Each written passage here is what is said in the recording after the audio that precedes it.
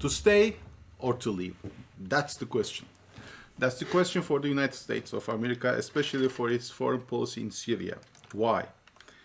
Now, in a couple of, 10 or 15 days ago, there was an airstrike against the Iran proxy forces in Syria, and everybody got surprised. Why now US has conducted such airstrikes?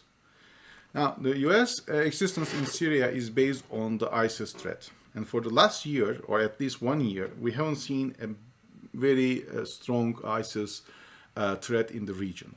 And now there is an anti-sentiment group arising in US, and they are questioning why we are in Syria. They are asking this question, even in some people in Congress.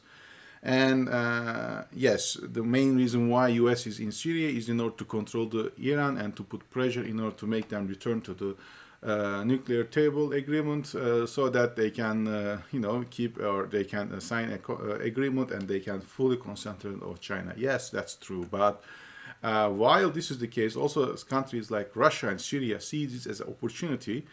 And why? Because if there will be a clash between US against Russian forces, which had happened in the past, or US against the Syrian forces, and there will be some losses in on US side, how this is going to be affecting the US public's opinion. Because, as I said, the real base for the US military in Syria is based on the existence of the ISIS threat, and this is not there anymore.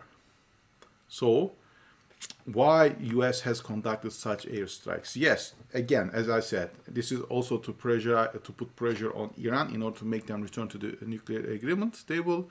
However, on the other side, now we have been seeing that really US has no strategy in Syria. They don't want to leave the Kurds or the PKK, YPG, which they are now named as Syrian Democratic Forces. Since I'm a Turk, I have to also say that I don't believe they are really nice group, but that's okay. This is what it's politics for. You cannot only look from one's eye, you have to look from everybody's eyes. US consider them as alliances, that's for sure. In order to keep their interests in the Syria, they are choosing or they are leaning as an ally against Turkey. So that's okay. But in order to exist, in order to support its existence in the Syria, they have to have a reason. And ISIS is not anymore a reason. So this is also giving an opportunity for Syrian and also Russian forces, because they know that too. The internal or domestic support for the military to exist in Syria is weakening, even in Congress. So any risk of clashing with the Russian and or Syrian forces, which might be resulted with the loss of the American soldiers or boots, let's say, on the ground, will not be welcomed. Will raise a lot of problems. And this is what already I believe Biden administration has seen. That's why it is going to give them a nice exit at this moment, or a nice approach. So they know that now they don't have any strategy. Now they are going to start forming a strategy which will be based on the exit strategy.